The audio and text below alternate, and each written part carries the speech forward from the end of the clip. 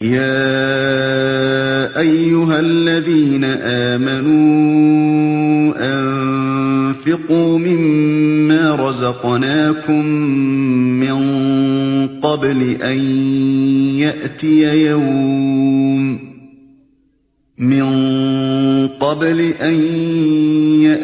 يوم لا بيع فيه ولا خلة ولا شفاعة والکافرون هم الظالمون۔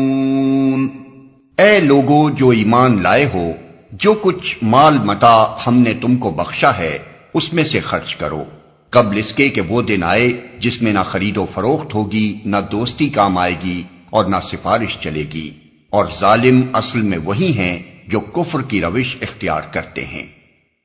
جو کچھ مال متاع ہم نے تم کو بخشا ہے اس میں سے خرچ کرو۔ مراد راہ خدا میں خرچ کرنا ہے۔ ارشاد یہ ہو رہا ہے کہ جن لوگوں نے ایمان کی راہ اختیار کی ہے انہیں اس مقصد کے لیے جس پر وہ ایمان لائے ہیں مالی قربانیاں برداشت کرنی چاہیے۔ اور ظالم اصل میں وہی ہیں جو کفر کی روش اختیار کرتے ہیں۔ یہاں کفر کی روش اختیار کرنے والوں سے مراد یا تو وہ لوگ ہیں جو خدا کے حکم کی اطاعت سے انکار کریں اور اپنے مال کو اس کی خوشنودی سے عزیز تر رکھیں، یا وہ لوگ جو اس دن پر اعتقاد نہ رکھتے ہوں جس کے آنے کا خوف دلایا گیا ہے، یا پھر وہ لوگ جو اس خیال خام میں مبتلا ہوں کہ آخرت میں انہیں کسی نہ کسی طرح نجات خرید لینے کا اور دوستی و سفارش سے کام نکال لے جانے کا موقع حاصل ہو ہی جائے گا۔ اللہ لا الہ الا هو الحی القیوم لا تأخذه سنة ولا نوم له ما في السماوات وما في الأرض من ذا الذي يشفع عنده إلا بإذنه يعلم ما بين أيديهم وما خلفهم ولا يحيطون بشيء من علمه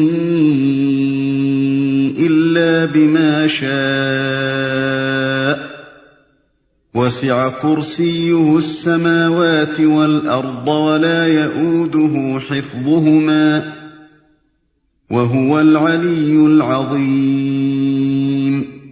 اللہ وہ زندہ جاوید ہستی جو تمام کائنات کو سنبھالے ہوئے ہے، اس کے سوا کوئی خدا نہیں ہے۔ وہ نہ سوتا ہے اور نہ اسے اونگ لگتی ہے۔ زمین اور آسمانوں میں جو کچھ ہے اسی کا ہے۔ کون ہے جو اس کی جناب میں اس کی اجازت کے بغیر سفارش کر سکے؟ جو کچھ بندوں کے سامنے ہے اسے بھی وہ جانتا ہے، اور جو کچھ ان سے اوجھل ہے اس سے بھی وہ واقف ہے، اور اس کی معلومات میں سے کوئی چیز ان کی گرفت ادراک میں نہیں آ سکتی الا یہ کہ کسی چیز کا علم وہ خود ہی ان کو دینا چاہے۔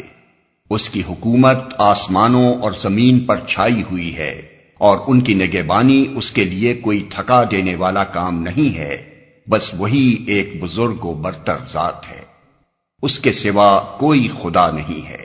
یعنی نادان لوگوں نے اپنی جگہ چاہے کتنے ہی خدا اور معبود بنا رکھے ہوں، مگر اصل واقعہ یہ ہے کہ خدائی پوری کی پوری بلا شرکت غیر اس غیر فانی ذات کی ہے جو کسی کی بخشی ہوئی زندگی سے نہیں بلکہ آپ اپنی ہی حیات سے زندہ ہے، اور جس کے بلبوتے ہی پر کائنات کا یہ سارا نظام قائم ہے۔ اپنی سلطنت میں خداوندی کے جملہ اختیارات کا مالک وہ خود ہی ہے، کوئی دوسرا نہ اس کی صفات میں اس کا شریک ہے، نہ اس کے اختیارات میں اور نہ اس کے حقوق میں، لہذا اس کو چھوڑ کر یا اس کے ساتھ شریک ٹھہرا کر زمین یا آسمان میں جہاں بھی کسی اور کو معبود یعنی الہ بنایا جا رہا ہے ایک جھوٹ گھڑا جا رہا ہے اور حقیقت کے خلاف جنگ کی جا رہی ہے۔ وہ نہ سوتا ہے اور نہ اسے اونگ لگتی ہے۔ یہ ان لوگوں کے خیالات کی تردید ہے جو خداوند عالم کی ہستی کو اپنی ناقص ہستیوں پر قیاس کرتے ہیں، اور اس کی طرف وہ کمزوریاں منسوب کرتے ہیں جو انسانوں کے ساتھ مخصوص ہیں۔ مثلا بائبل کا یہ بیان کہ خدا نے 6 دن میں زمین و آسمان کو پیدا کیا اور 7ویں دن آرام کیا۔ زمین اور آسمانوں میں جو کچھ ہے اسی کا ہے، یعنی وہ زمین و آسمان کا اور ہر اس چیز کا مالک ہے جو زمین و آسمان میں ہے، اس کی ملکیت میں، اس کی تدبیر میں اور اس کی بادشاہی و حکمرانی میں کسی کا قطعاً کوئی حصہ نہیں۔ اس کے بعد کائنات میں جس دوسری ہستی کا بھی تم تصور کر سکتے ہو وہ بہرحال اس کائنات کی ایک فرد ہی ہوگی، اور جو اس کائنات کا فرد ہے وہ اللہ کا مملوک اور غلام ہے، نہ کہ اس کا شریک اور ہمسر۔ کون ہے جو اس کی جناب میں اس کی اجازت کے بغیر سفارش کر سکے؟ یہ ان مشرکین کے خیالات کا ابطال ہے جو بزرگ انسانوں یا فرشتوں یا دوسری ہستیوں کے متعلق یہ گمان رکھتے ہیں کہ خدا کے ہاں ان کا بڑا زور چلتا ہے، جس بات پر اڑ بیٹھیں وہ منوا کر چھوڑتے ہیں، اور جو کام چاہیں خدا سے لے سکتے ہیں۔ انہیں بتایا جا رہا ہے کہ زور چلانا تو درکنار، کوئی بڑے سے بڑا پیغمبر اور کوئی مقرب ترین فرشتہ اس بادشاہ ارض و سما کے دربار میں بلا اجازت زبان تک کھولنے کی جرت نہیں رکھتا، الا یہ کہ کسی چیز کا علم وہ خود ہی ان کو دینا چاہے۔ اس حقیقت کے اظہار سے شرک کی بنیادوں پر ایک اور ضرب لگتی ہے۔ اوپر کے فقروں میں اللہ تعالیٰ کی غیر محدود حاکمیت اور اس کے مطلق اختیارات کا تصور پیش کر کے یہ بتایا گیا تھا کہ اس کی حکومت میں نہ تو کوئی بالاستقلال شریک ہے اور نہ کسی کا اس کے ہاں ایسا زور چلتا ہے کہ وہ اپنی سفارشوں سے اس کے فیصلوں پر اثر انداز ہو سکے۔ اب ایک دوسری حیثیت سے یہ بتایا جا رہا ہے کہ کوئی دوسرا اس کے کام میں دخل دے کیسے سکتا ہے، جبکہ کسی دوسرے کے پاس وہ علم ہی نہیں ہے جس سے وہ نظام کائنات اور اس کی مصلحتوں کو سمجھ سکتا ہو۔ انسان ہو یا جن یا فرشتے یا دوسری مخلوقات، سب کا علم ناقص اور محدود ہے۔ کائنات کی تمام حقیقتوں پر کسی کی نظر بھی محیط نہیں۔ پھر اگر کسی چھوٹے سے چھوٹے جز میں بھی کسی بندے کی آزادانہ مداخلت یا اٹل سفارش چل سکے تو سارا نظام عالم درہم برہم ہو جائے۔ نظام عالم تو رہا درکنار، بندے تو خود اپنی ذاتی مصلحتوں کو بھی سمجھنے کے اہل نہیں ہیں۔ ان کی مصلحتوں کو بھی خداوند عالم ہی پوری طرح جانتا ہے، اور ان کے لیے اس کے سوا کوئی چارہ نہیں کہ اس خدا کی ہدایت و رہنمائی پر اعتماد کریں جو علم کا اصلی سرچشمہ ہے۔ اس کی حکومت آسمانوں اور زمین پر چھائی ہوئی ہے۔ اصل میں لفظ کرسی استعمال ہوا ہے، جسے بالعموم حکومت و اقتدار کے لیے استعارے کے طور پر بولا جاتا ہے۔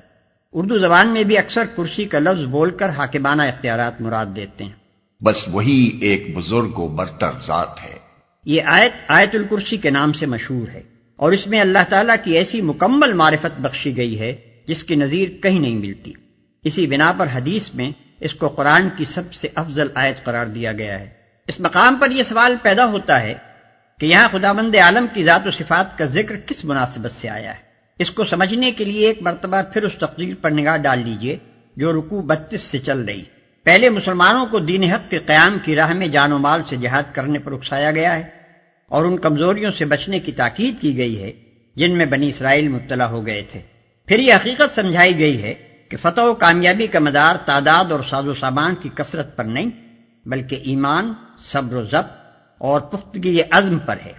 پھر جنگ کے ساتھ اللہ تعالیٰ کی جو حکمت وابستہ ہے اس کی طرف اشارہ کیا گیا ہے، یعنی یہ کہ دنیا کا انتظام برقرار رکھنے کے لیے وہ ہمیشہ انسانوں کے ایک گروہ کو دوسرے گروہ کے ذریعے سے دفع کرتا رہتا ہے، ورنہ اگر ایک ہی گروہ کو غلبہ و اقتدار کا دائمی پٹا مل جاتا تو دوسروں کے لیے جینا دشوار ہو جاتا۔ پھر اس شبہ کو دفع کیا گیا ہے جو ناواقف لوگوں کے دلوں میں اکثر کھٹکتا ہے کہ اگر اللہ نے اپنے پیغمبر اختلافات کو مٹانے اور نزاعات کا سدباب کرنے ہی کے لیے بھیجے تھے، اور ان کی آمد کے باوجود نہ اختلافات مٹے نہ نزاعات ختم ہوئے، تو کیا اللہ ایسا ہی بے بس تھا کہ اس نے ان خرابیوں کو دور کرنا چاہا اور نہ کر سکا؟ اس کے جواب میں بتا دیا گیا کہ اختلافات کو بجبر روک دینا اور نوع انسانی کو ایک خاص راستے پر بزور چلانا اللہ کی مشیت ہی میں نہ تھا، ورنہ انسان کی کیا مجال تھی کہ اس کی مشیت کے خلاف چلتا۔ پھر ایک فقرے میں اس اصل مضمون کی طرف اشارہ کر دیا گیا جس سے تقریر کی ابتدا ہوئی تھی۔ اس کے بعد اب یہ ارشاد ہو رہا ہے کہ انسانوں کے عقائد و نظریات اور مسالک و مذاہب خواہ کتنے ہی مختلف ہوں، بہرحال حقیقت نفس الامری جس پر زمین و آسمان کا نظام قائم ہے یہ ہے جو اس آیت میں بیان کی گئی ہے۔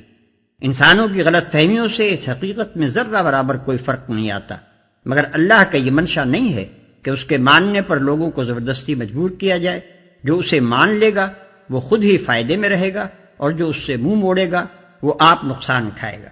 لا اکراہ فی الدین قد تبین الرشد من الغی فمن يكفر بالطاغوت ويؤمن بالله فقد استمسك بالعروة الوثقى لا انفصام لها واللہ سمیع علیم۔ دین کے معاملے میں کوئی زور زبردستی نہیں ہے، صحیح بات غلط خیالات سے الگ چھانٹ کر رکھ دی گئی ہے۔ اب جو کوئی طاغوت کا انکار کر کے اللہ پر ایمان لے آیا، اس نے ایک ایسا مضبوط سہارا تھام لیا جو کبھی ٹوٹنے والا نہیں، اور اللہ جس کا سہارا اس نے لیا ہے سب کچھ سننے اور جاننے والا ہے۔ دین کے معاملے میں کوئی زور زبردستی نہیں ہے۔ یہاں دین سے مراد اللہ کے متعلق وہ عقیدہ ہے جو اوپر آیت الکرسی میں بیان ہوا ہے، اور وہ پورا نظام زندگی ہے جو اس عقیدے پر بنتا ہے۔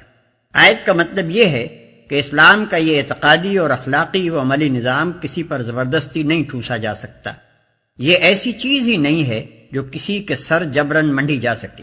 اب جو کوئی طاغوت کا انکار کر کے اللہ پر ایمان لے آیا، طاغوت لغت کے اعتبار سے ہر اس شخص کو کہا جائے گا جو اپنی جائز حد سے تجاوز کر گیا ہو۔ قرآن کی اصطلاح میں طاغوت سے مراد وہ بندہ ہے جو بندگی کی حد سے تجاوز کر کے خود آقائی و خدابندی کا دم بھرے اور خدا کے بندوں سے اپنی بندگی کرائے۔ خدا کے مقابلے میں ایک بندے کی سرکشی کے 3 مرتبے ہیں۔ پہلا مرتبہ یہ ہے کہ بندہ اصولاً اس کی فرما برداری ہی کو حق مانے مگر عملاً اس کے احکام کی خلاف ورزی کرے، اس کا نام فسق ہے۔ دوسرا مرتبہ یہ ہے کہ وہ اس کی فرما برداری سے اصولاً منحرف ہو کر یا تو خود مختار بن جائے یا اس کے سوا کسی اور کی بندگی کرنے لگے، یہ کفر ہے۔ تیسرا مرتبہ یہ ہے کہ وہ مالک سے باغی ہو کر اس کے ملک اور اس کی رعیت میں خود اپنا حکم چلانے لگے۔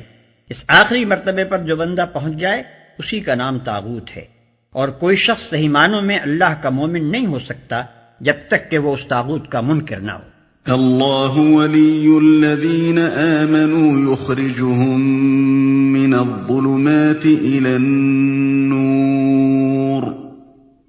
والذین کفروا اولیاؤهم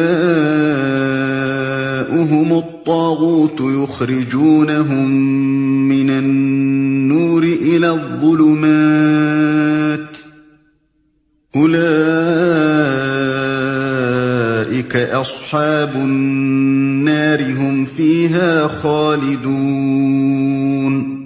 جو لوگ ایمان لاتے ہیں ان کا حامی و مددگار اللہ ہے، اور وہ ان کو تاریکیوں سے روشنی میں نکال لاتا ہے، اور جو لوگ کفر کی راہ اختیار کرتے ہیں ان کے حامی و مددگار طاغوت ہیں، اور وہ انہیں روشنی سے تاریکیوں کی طرف کھینچ لے جاتے ہیں۔ یہ آگ میں جانے والے لوگ ہیں جہاں یہ ہمیشہ رہیں گے، اور وہ ان کو تاریکیوں سے روشنی میں نکال لاتا ہے۔ تاریکیوں سے مراد جہالت کی تاریکیاں ہیں جن میں بھٹک کر انسان اپنی فلاح و سعادت کی راہ سے دور نکل جاتا ہے اور حقیقت کے خلاف چل کر اپنی تمام قوتوں اور کوششوں کو غلط راستوں میں صرف کرنے لگتا ہے۔ اور نور سے مراد علم حق ہے جس کی روشنی میں انسان اپنی اور کائنات کی حقیقت اور اپنی زندگی کے مقصد کو صاف صاف دیکھ کر علی وجہ البصیرت ایک صحیح راہ عمل پر گامزن ہوتا ہے۔ ان کے حامی و مددگار طاغوت ہیں۔ طاغوت یہاں طواغیت کے معنی میں استعمال کیا گیا ہے، یعنی خدا سے منہ موڑ کر انسان ایک ہی طاغوت کے چنگل میں نہیں پھنستا بلکہ بہت سے طواغیت اس پر مسلط ہو جاتے ہیں۔ ایک طاغوت شیطان ہے جو اس کے سامنے نت نئی جھوٹی ترغیبات کا سدا بہار سبز باغ پیش کرتا ہے۔ دوسرا طاغوت آدمی کا اپنا نفس ہے جو اسے جذبات و خواہشات کا غلام بنا کر زندگی کے ٹیڑھے سیدھے راستوں میں کھینچے کھینچے لیے پھرتا ہے۔ اور بے شمار طاغوت باہر کی دنیا میں پھیلے ہوئے ہیں، بیوی اور بچے، اعزاء اور اقربا، برادری اور خاندان، دوست اور آشنا، سوسائٹی اور قوم، پیشوا اور رہنما، حکومت اور حکام، یہ سب اس کے لیے طاغوت ہی طاغوت ہوتے ہیں جن میں سے ہر ایک اس سے اپنی اغراض کی بندگی کراتا ہے، اور بے شمار آقاؤں کا یہ غلام ساری عمر اسی چکر میں پھنسا رہتا ہے کہ کس آقا کو خوش کرے اور کس کی ناراضی سے بچے۔